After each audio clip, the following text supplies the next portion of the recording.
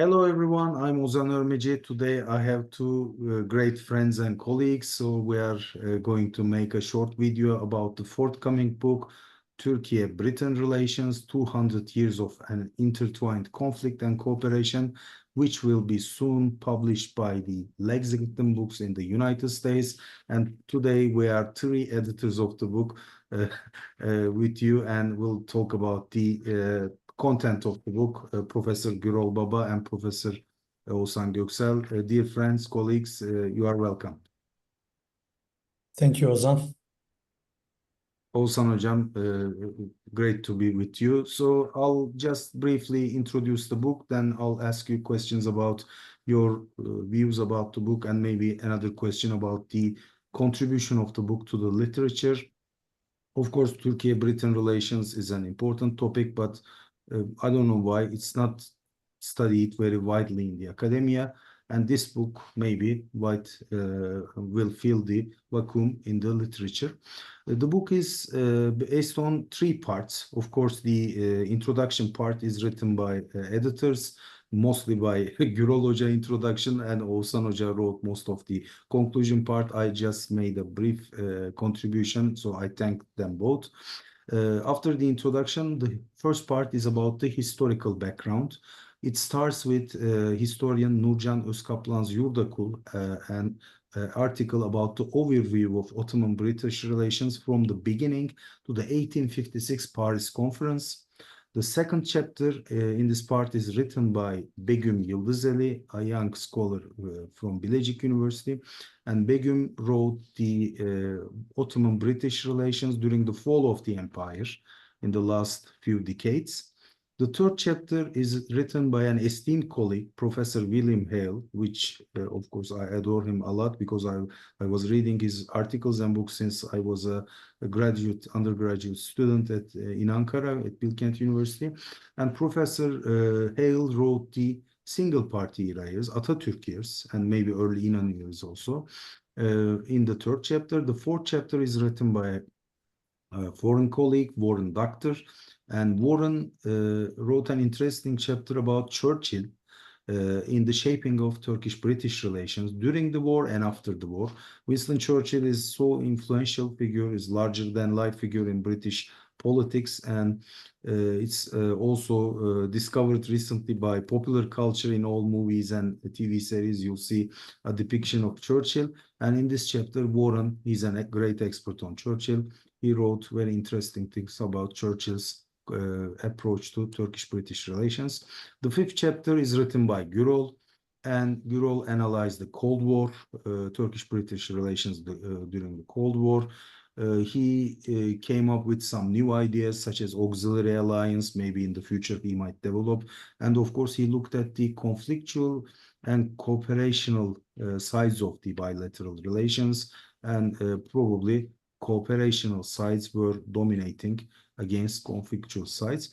The second part of the book is about contemporary relations. The sixth chapter is written by me and two young colleagues, Ahmet Ceylan, now he's in Netherlands, and Eren Alper Yılmaz, he's in Germany right now. These two young men helped me a lot in writing the post-Cold War period. So we started from Thatcher era, and we came until the elections in Britain this year. So I hope this will be interesting for the readers. The seventh chapter is written by an American colleague, Matthew Weiss. And Matthew, in my French book, in my edited French book also, he wrote the Kurdish question part. And in this book also, how Turkey's and Britain's Kurdish policies match or differ from each other. So that's one of the most interesting chapters of the book. The eighth chapter is written by a Turkish colleague, Gökhan Ak, and Gökhan Hoca analyzed this strategic partnership model that emerged after Brexit. So that's a contemporary issue. Probably it will help us a lot. Chapter 9 is written by Oğuzhan, and Oğuzhan Hoca analyzed British political parties' approach to Turkey, and now there's a new Labour government. Prime Minister Keir Starmer is heading Britain, so maybe Oğuzhan Hoca's chapter will enlighten us about what might happen in the near future. The third and last chapter of the book is about key areas and issues. The first chapter of this part, the 10th chapter in total, is written by a colleague from Aydın University, Cem Oğultürk, and Cem Hoca, he worked for NATO missions before, so he knows NATO very well, and he analyzed Turkish-British relations within the framework of NATO. The 11th chapter is written by two colleagues, Sina Kısacık and Özker Kocadal. They are both from Cyprus, and they analyze the Cyprus conflict, which is an essential issue in Turkish-British relations because, you know, Cyprus was a former British colony, and how Cyprus issue shaped Turkish-British relations. The 12th chapter is written by a colleague from Giresun University, Cenk Özgen. Cenk is a good expert on defense industry, and he analyzed the defense industry cooperation between Turkey and United Kingdom. And this is important because there are some important projects between Britain and Turkey, such as TFX, the new generation jet fighter. So that chapter might be interesting for the related people. The 13th chapter is written by Elnur İsmayıl from Medeniyet University. And Elnur Hoca, as his expertise is Caucasia, he looked at Turkish-British ties in this geography. The last chapter is written by a great colleague, Professor Hüseyin Bağcı from METÜ, and his student Polat Üründül. And Polat and Hüseyin Hoca, they analyze the British image in Turkey, how British culture is felt influential in Turkey, including singers, music, British music, movies, TV series, etc. And there is this conclusion chapter written mostly by Oğuzhan, but we also kind of contributed. So my first question will be, let's start with you, Gürol. Could you tell us how was the writing and editing process and how you feel about this project? Thank you. Ozan, thank you for this occasion and organizing this event. I think it's a great idea to from the very beginning to write a book which is that comprehensive, covering such a large area and several themes on Turkey-Britain relations. It's interesting, the first comment that you just made. Although these two countries have been in a relationship for such a long time, not too many books actually written on them from a very comprehensive angle. So the exciting part of the book was actually this comprehensive nature, in the sense that we don't only cover the history, but we also cover the contemporary developments and also some themes which are particularly important in these bilateral relations. We looked at it from a variety of angles, including NATO, including the EU, including leaders, including historical developments, the depth that we try to bring in. Another exciting part was because it wasn't so deeply engaged in the literature, this bilateral relations particularly, it has a great potential to develop some international relations concepts. And one of them, as we discussed before we started the book with the other experts of international relations, which is the type of alliance that Turkey and Britain has been enjoying for some time. And we thought that that is not a predominant or a particularly dominantly determining alliance in these bilateral relations, but it's an auxiliary one, and we decided to dig deeper. And my chapter in the book, and I think a little bit Warren's chapter in the book, touches upon this very concept of labeling this particular bilateral relationship. I think we should go further in this conceptualization of this bilateral relations and present it to the literature as actually an offspring of this book. And we handled the book from two very important elements of international relations, like cooperation and conflict, which walked hand in hand in these bilateral relations from the very beginning. Which one dominated the most, depending on the theme, depending on the era, depending on the issue. And in most of those, in almost every cooperation had a bit of a conflict in it, and almost every conflict has a bit of a cooperation. And that makes this bilateral relations very peculiar, that we should, I think, keep going to turn this discussion into a conceptual article and publish it together, which I can give the signal from here People can wait for this article that we will be presenting it to the literature very soon, if not next year. I'll leave the word to Oğuzhan Hocam. Thank you so much for this explanation of initial objectives. And thank you so much, Ozan Hocam, for, first of all, if we talk about the idea, it was you that first offered this as an idea to me and to Gürol Hoca. So, it started with you. We are happy to be here, and also for this opportunity to explain, what got us here. So, I would say that both Turkey and Britain have emerged as influential actors with strategic relevance beyond their regions. Of course, Turkey's geographic location and active foreign policy, especially in the last 2 decades, place it at an important position at the heart of the Middle East, Eastern Mediterranean, and Eurasia. At the same time, Britain's post-Brexit repositioning in particular has led London to seek new partnerships and redefine its global influence. So we thought that a study like ours, this edited volume, would focus on relations, and this would help illuminate how these two middle powers, we can perhaps call them middle powers, pursue their foreign policy goals in this ever-shifting global landscape, where alliances, regional partnerships are being reevaluated. And also, we felt that while aspects of Turkey-Britain relations have been studied in a number of specific, specially focused articles over the years, there has long been a lack of a comprehensive, multidimensional edited volume that could examine both the historical legacies, bring political into this, and also current dynamics in a single volume. The complex relationships that span Ottoman-British ties that we, with Eurology called now auxiliary, to the modern Republic and NATO, an in-depth exploration of Turkey-Britain relations could bridge historical narratives with contemporary issues. So we thought that with this volume, we can show how historical experiences and the contemporary relations of these two countries are interrelated by bringing together these disparate elements, the political history with contemporary IR study.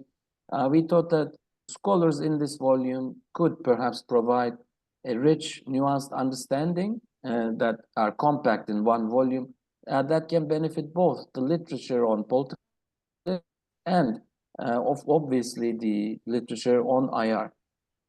And so this is a work for a number of fields within international relations, soft power, cultural diplomacy, regional and security studies, some even with topics like the Kurdish issue or the Eastern Mediterranean issue.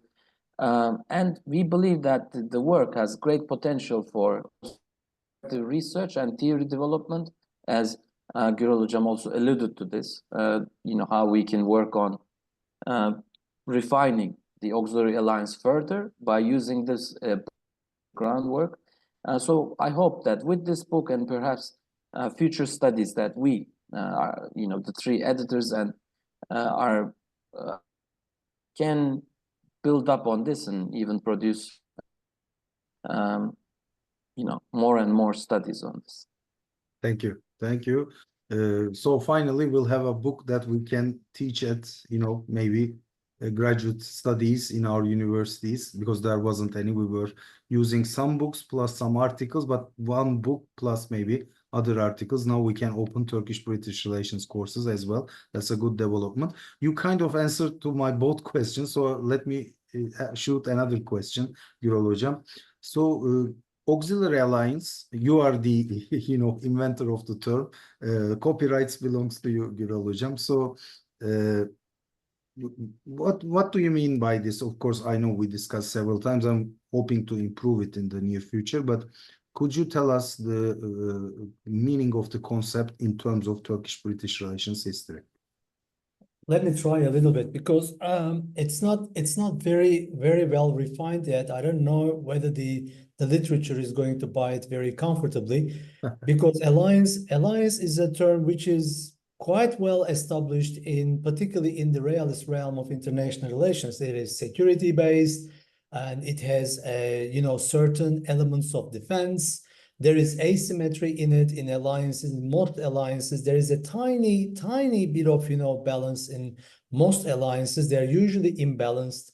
Usually there is a smaller power which is trying to be under the protection of a bigger power, and a bigger power needs that smaller power for certain strategic needs.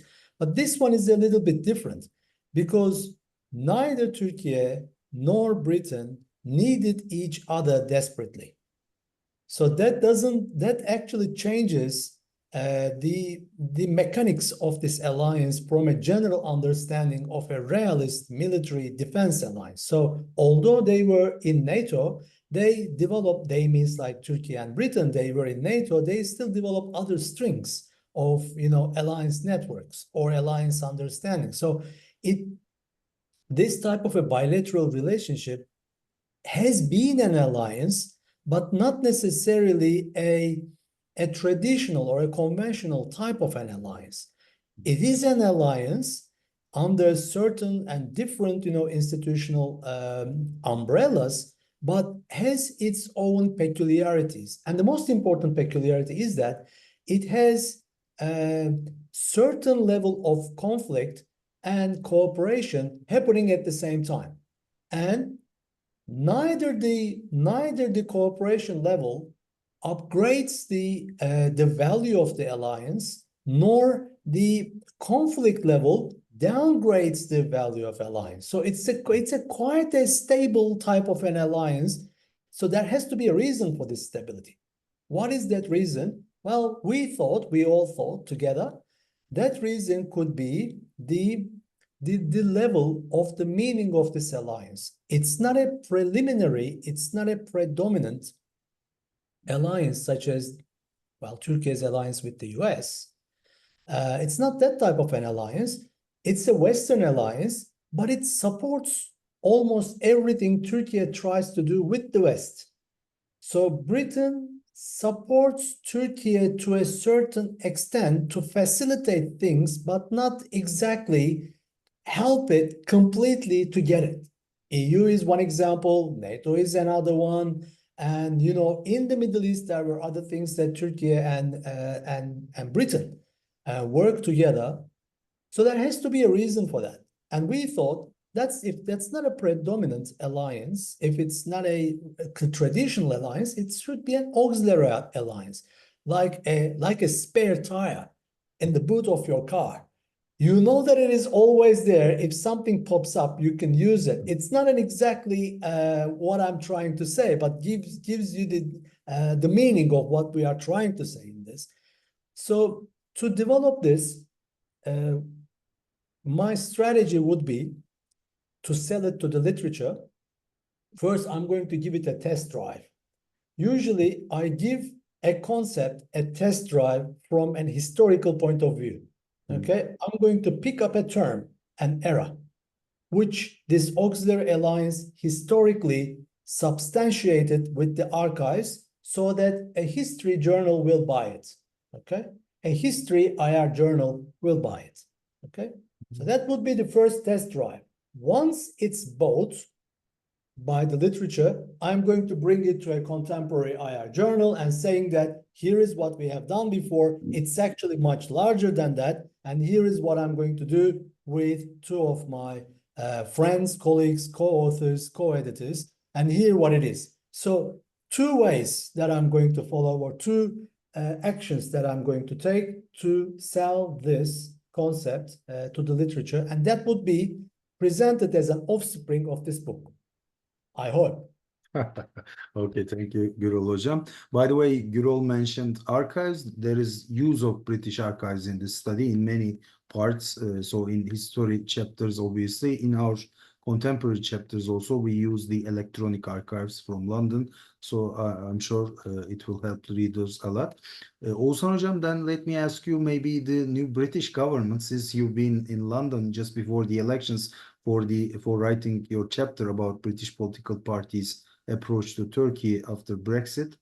What should we expect from Prime Minister Starmer? Some pronounce it differently, but okay, let me call it Sir Keir Starmer and the new Labour government in London. Thank you so much, Ozan Hocam, and also Gürol Hocam, for being very frank about how, you know, the Auxiliary Alliance could be, you know, sold to the literature.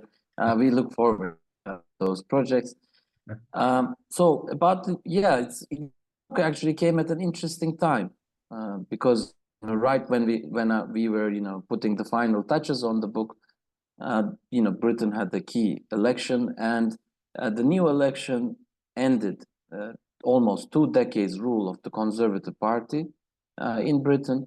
And now, as Ozan Hocam mentioned, we have the Keir Starmer, that's how the British pronounce it mostly, government. And I mean, Turkish observers were a little concerned because, as I also argued in my chapter, whenever Labour, or actually in general, center-left parties come to power in European and even United States, so Western governments, especially 4 we can list actually: Germany, France, whenever more leftist, center-left leaning governments come to power, for some reason there seems to be a pattern. They seem to be more interested in talking, especially in critical terms, democracy in Turkey. And when they bring this issue up and talk about alleged violations of democracy or human rights in Turkey, obviously this issue does not echo very well in Ankara and in the Turkish media. So many people thought that perhaps could they do the same? But so far though, and some observers did expect this, the new government seemed to be, well, less interested in domestic issues, let's say, or at least intervening in Turkey's domestic affairs. Traditionally, Labour governments like the Blair government were more interested in opening these issues. Corbyn, actually, even though he never was a prime minister, but he was an influential opposition leader in charge of the Labour, he was quite close with a number of diaspora groups operating in Britain, and some having ties with, you know, the the terrorist organization PKK. So there were worries that perhaps the Starmer government could, you know, reinvigorate such a pro-Kurdish, pro-PKK stance. But so far, we don't see any evidence of this. Actually, Starmer appears to be a centrist, more so than a left.